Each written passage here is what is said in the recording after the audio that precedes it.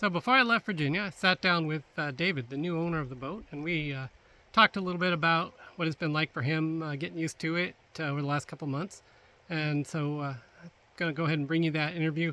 The only thing that is disappointing is I'd set up my main camera to film the interview, and something went wrong there, and the footage didn't work. It didn't come through, but luckily I'd set up a backup GoPro, and so I only have the video with the GoPro, but still I think it's a valuable thing for anyone thinking about getting into full-time living on a boat.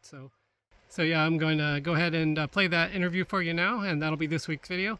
And then we'll get back to all of our new stuff on the next week. A new place, a new home for a while. Let me feel alive. Nothing to hold me back. Take my time, just enjoy the ride. A new man passing by.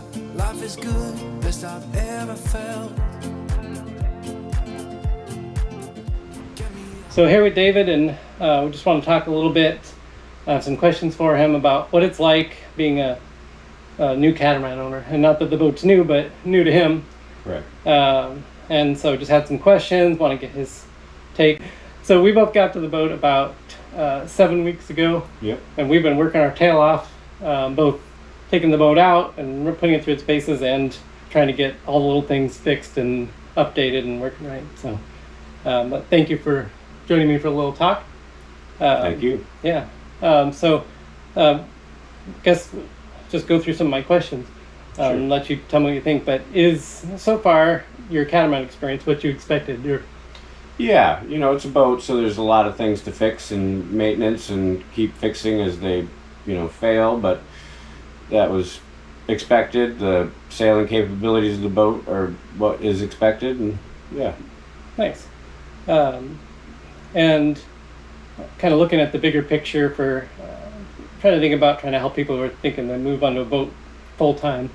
Mm-hmm. So it's, everyone's situation is going to be different. Every boat is different. But if you had to go back and looking at your long-term plan to buy a boat and the process you went through, do you have any advice or things you would do differently? So we definitely started with the small idea, and it evolved into the larger idea of more comfort. The Spartan small boat with a smaller budget was the initial look, the dream. And as our situations changed in our lives, more kids required more cabins, required more spacious area, that if you expect other people to join you on the adventure, you have to also make sure that they become very comfortable in the adventure. So just because it's one person's dream and the other people can adapt and adopt that dream, doesn't mean that their expectations for that dream shouldn't be considered. So partially the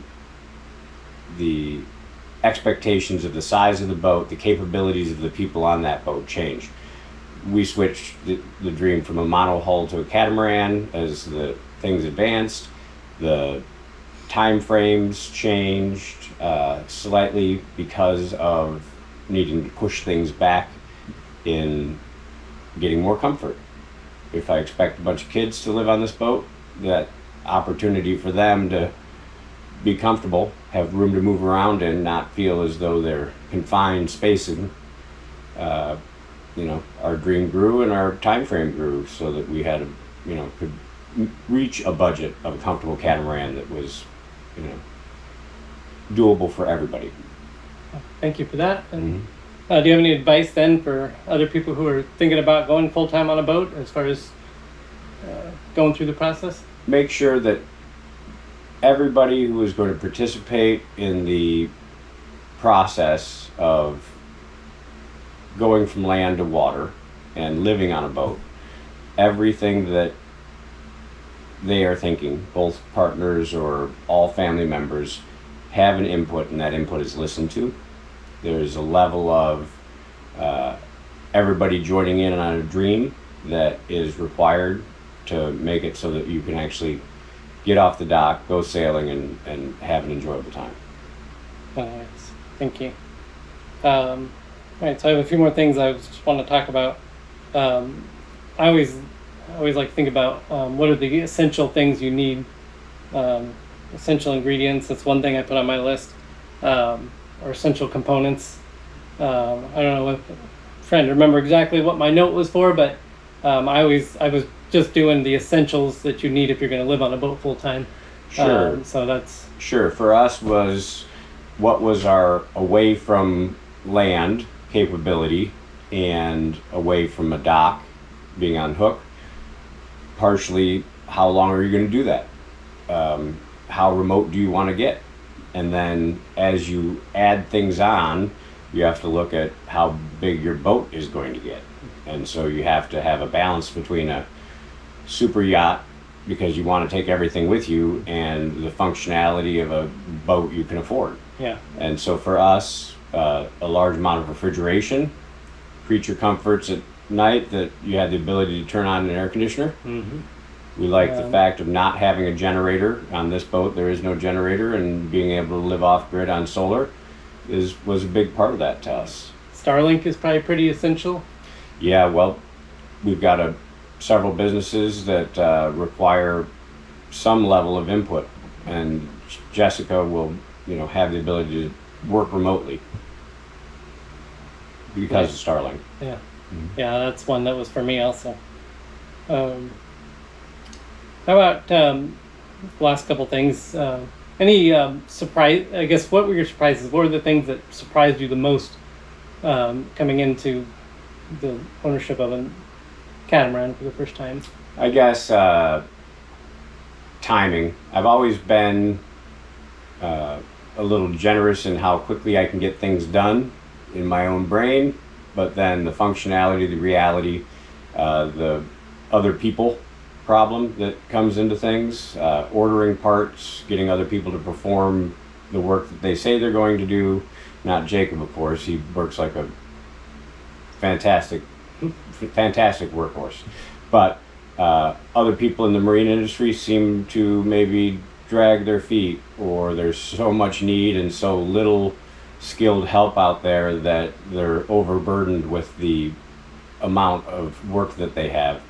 So finding contractors that work on a project in what I would consider a timely fashion, and the promises made versus the reality of the promises kept. Yeah, for sure. And just the sheer amount of boat and complexity of a boat. Sure. Like it's just most people underestimate just what it takes to maintain and take care of a boat. So that's a factor for sure. Okay, all right, my last one, and this relates to having me on the boat basically. Mm-hmm. I'm thinking that there's a tremendous amount of value for someone who is going to move full time onto a catamaran, especially to have someone there for orientation. And so I'm just wondering about your take on that and your thoughts on that. Sure.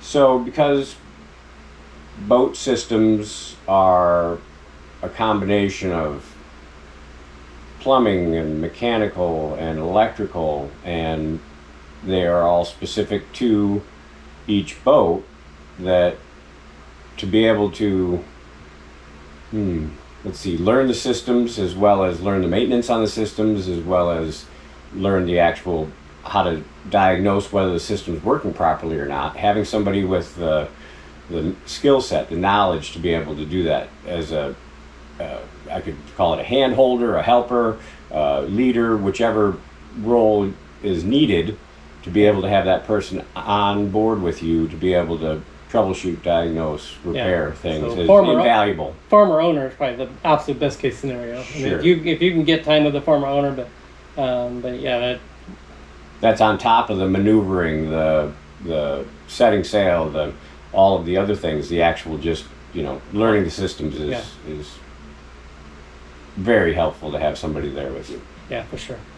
Was there anything else that you feel like you want to share? Or? I want to thank Jacob for taking time out of his life to help pass this dream on, and provide us with a stable foundation to be able to build our dream and continue moving forward with raising 3 kids on a boat around the world. And I'm excited for you. I'm glad I could make that happen. I love this boat. I like to see it, future with you. So we'll be excited to watch how that goes. Yeah.